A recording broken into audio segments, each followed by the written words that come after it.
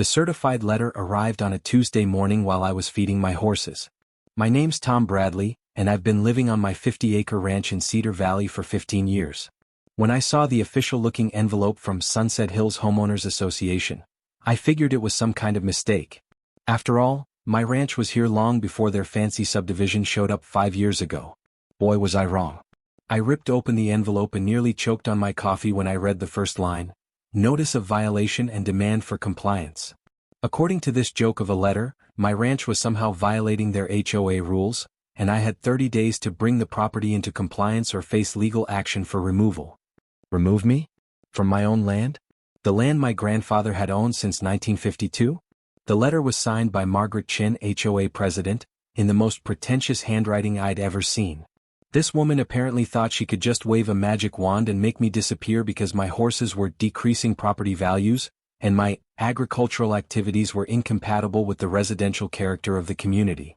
I sat down on my porch, reading through the 5-page document that listed everything wrong with my ranch according to these people. My barn was an eyesore. My horses were creating noise disturbances. My tractor was commercial equipment inappropriately stored in a residential area. Even my chickens were apparently prohibited livestock that needed to be removed immediately. The whole thing was so ridiculous I actually laughed out loud. These people had built their little suburb right next to my ranch and now wanted to kick me out because I was ruining their view? The nerve of these city folks was unbelievable. But then I got to the really interesting part of the letter. Buried in all the legal jargon was a section about mandatory membership fees and assessment obligations. Apparently, just because my property was adjacent to their subdivision, they decided I was automatically part of their HOA and owed them $2,500 in back dues, plus $300 monthly going forward. That's when I stopped laughing and started getting mad. Really mad. You see, what Margaret Chin and her band of suburban warriors didn't know was that I wasn't just some old cowboy they could push around. I'd spent 20 years as a commercial real estate developer before retiring to focus on ranching. I knew exactly how property law worked, and I had a pretty good idea these people had made a massive legal mistake. I grabbed my phone and called my old lawyer buddy, Steve Martinez, who specialized in property disputes. "Steve, you're not going to believe what just landed on my doorstep," I said, scanning the letter to him over the phone. After I finished reading, there was a long pause. Then Steve started chuckling. "Tom, these idiots just handed you the keys to their kingdom. Do you have any idea how badly they've screwed up?" "Enlighten me," I said, settling back in my chair. "First off, you can't retroactively force someone into an HOA without their consent. Your ranch predates their subdivision by decades. They have absolutely no legal authority over your property. Second, if they're claiming you owe them money, that means they've been treating you as a member without your knowledge or consent, which opens them up to all kinds of liability issues." Steve paused to let that sink in. "But here's the really beautiful part, Tom. If they want to play games with property rights, you should probably remind them that you own the access easement their entire subdivision uses to get to the main road." My jaw dropped. I'd completely forgotten about that old easement. When the developer first approached me about building next to my ranch, he needed access to the county road that ran along my property line. Rather than force him to build a longer, more expensive access road, I'd granted an easement across a small strip of my land in exchange for a modest annual fee and the promise that it would only be used for residential traffic. "Steve, are you telling me that their whole subdivision depends on crossing my land to get out?" "That's exactly what I'm telling you. And if they want to declare war on you, maybe it's time to remind them who holds the real power here." I hung up the phone with a smile spreading across my face. Margaret Chin and her HOA had picked a fight with the wrong guy, and they were about to learn that lesson the hard way. The next morning, I drove over to the county courthouse to pull all the property records for Sunset Hills subdivision. What I found was even better than I'd hoped. Not only did I own the access easement, but the original agreement included a clause that allowed me to modify the terms with 90 days' notice. More importantly, I discovered that the subdivision's main parking area, the one they used for community events, guest parking, and overflow from their 2 small individual driveways, was actually built on land they were leasing from the county. Their lease was up for renewal in 6 months, and the county had already indicated they might not renew due to budget constraints. I spent the rest of the week researching Margaret Chin and her HOA board. What I found painted a picture of a group of control freaks who'd been terrorizing not just their own residents, but anyone unfortunate enough to live near their little kingdom. Margaret was a 45-year-old former corporate manager who'd apparently decided that running an HOA was her chance to be the dictator she'd always dreamed of being.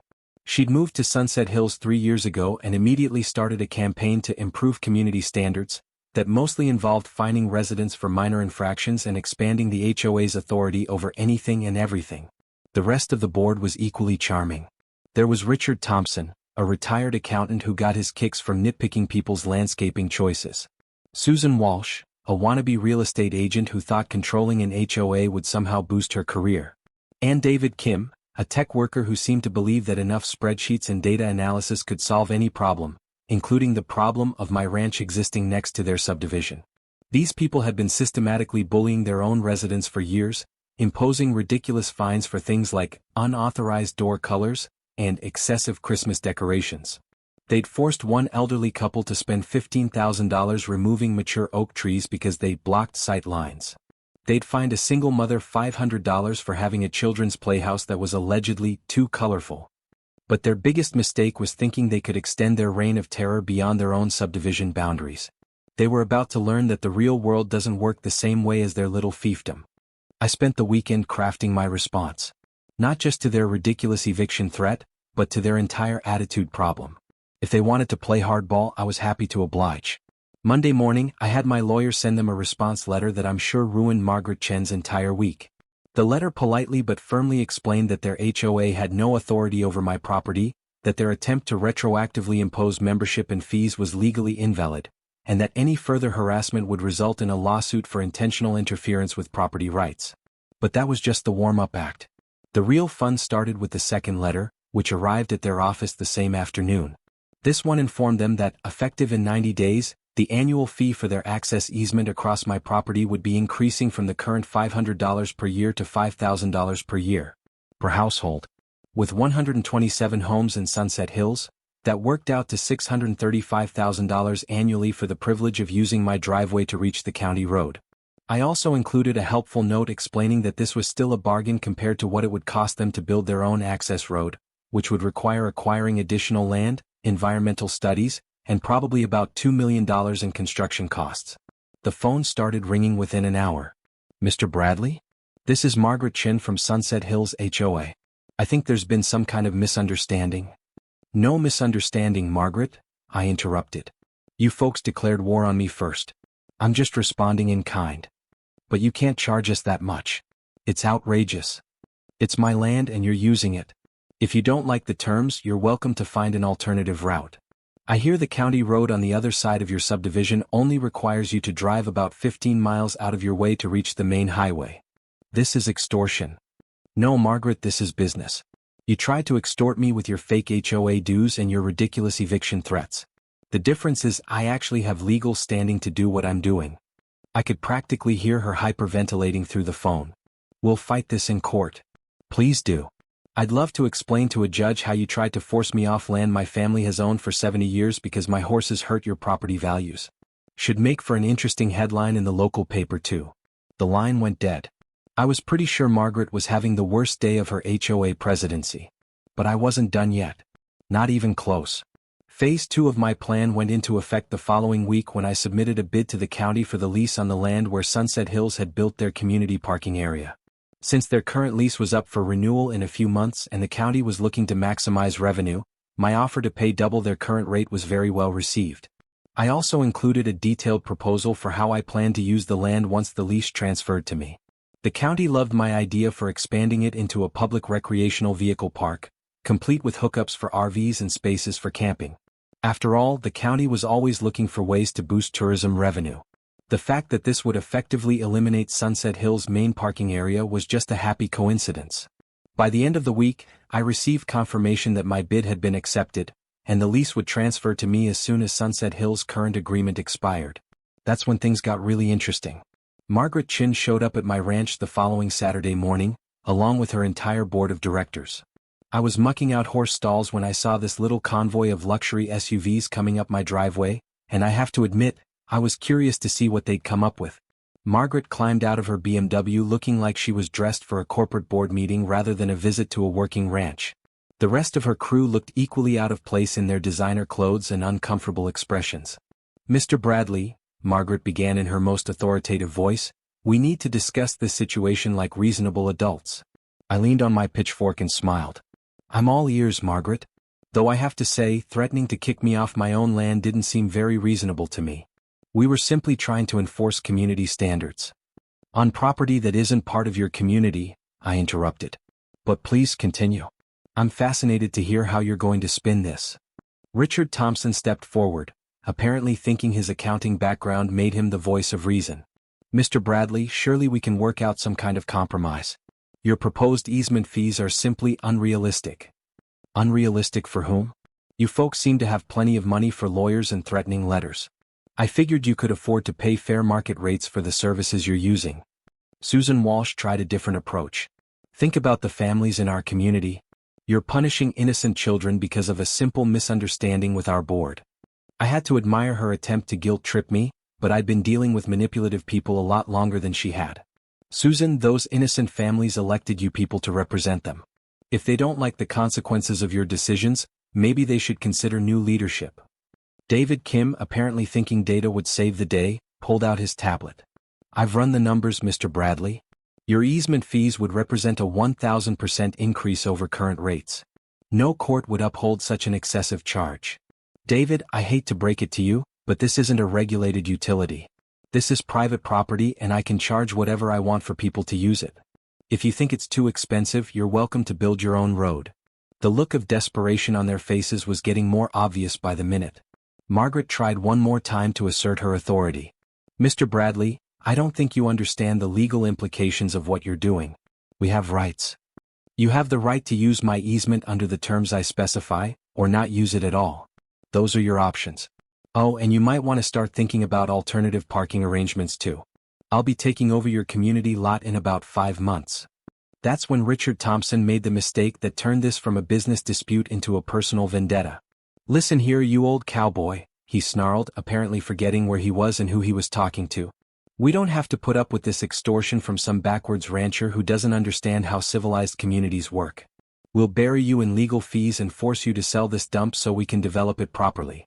The entire group went silent. Even Margaret looked horrified at what Richard had just said. I set down my pitchfork and walked over to where Richard was standing, close enough that he had to look up to meet my eyes.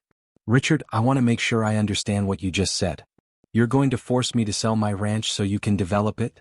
Richard, apparently realizing he'd just stepped in it, tried to backtrack. "I didn't mean." "No, I think you meant exactly what you said. You people don't just want to control your own little subdivision. You want to control everything around it too. Well, Richard, let me explain something to you about how civilized communities work." I smiled, but it wasn't a friendly smile. In civilized communities, people respect property rights. They don't try to force their neighbors off land that's been in their families for generations. They don't make threats about legal fees and forced sales.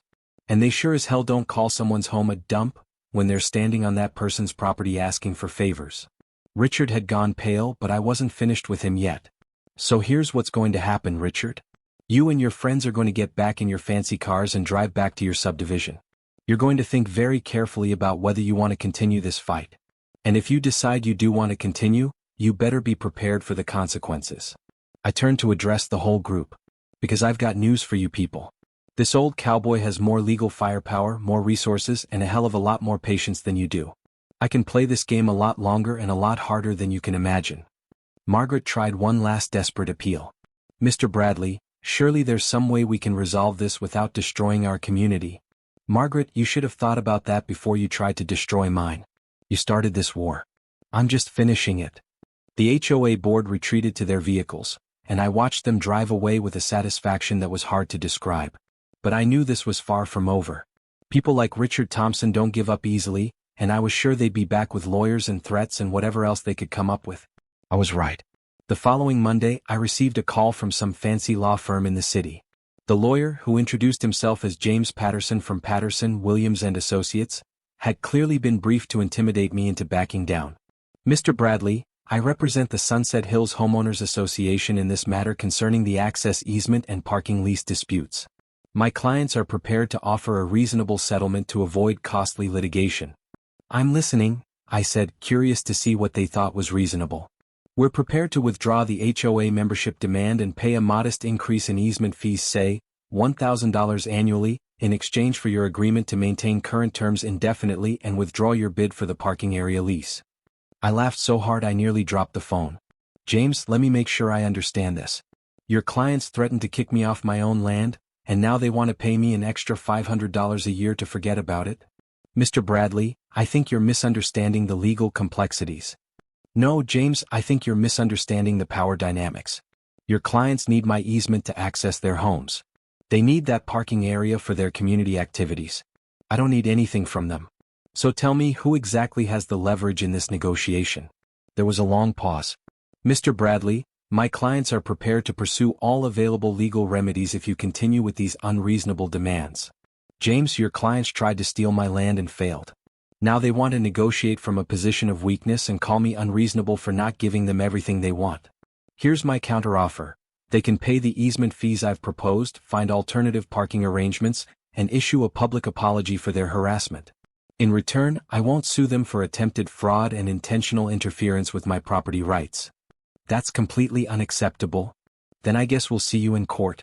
Fair warning though, I've got a lot more experience with property litigation than your clients do, and I've got a lot more time and money to spend on it. I hung up feeling pretty good about how that conversation had gone. These people were used to bullying residents who couldn't fight back. They weren't prepared to deal with someone who could hit back twice as hard. But Richard Thompson wasn't done making bad decisions. The next phase of their campaign started with a series of anonymous complaints to the county about alleged violations on my ranch. Suddenly, I was getting visits from code enforcement officers checking on my septic system, my well water, my animal permits, and everything else they could think of.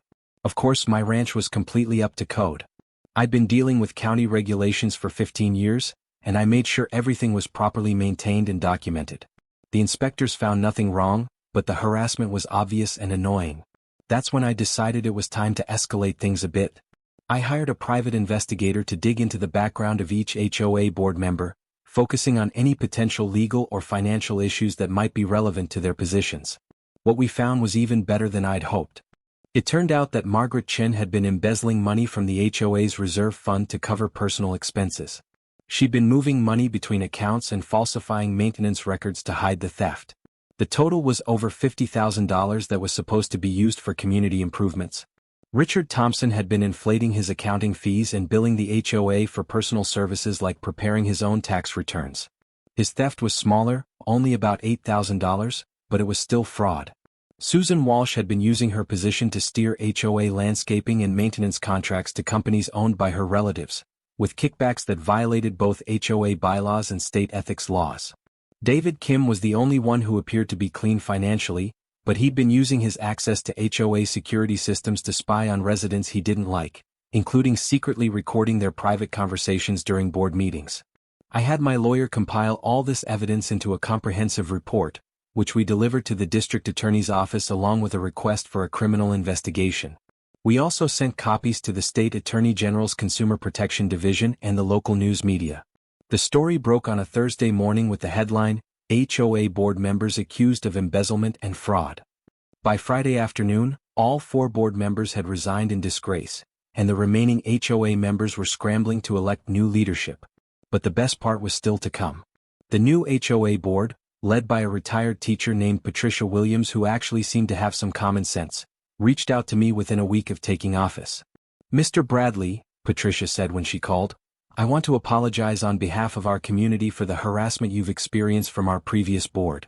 We'd like to discuss how we can resolve this situation in a way that works for everyone. Now this was more like it. Patricia, I appreciate the call. What did you have in mind? Well, we understand that the previous board acted inappropriately and that you have every right to charge market rates for the easement. We're hoping we can negotiate terms that are fair but don't create an undue financial burden on our residents.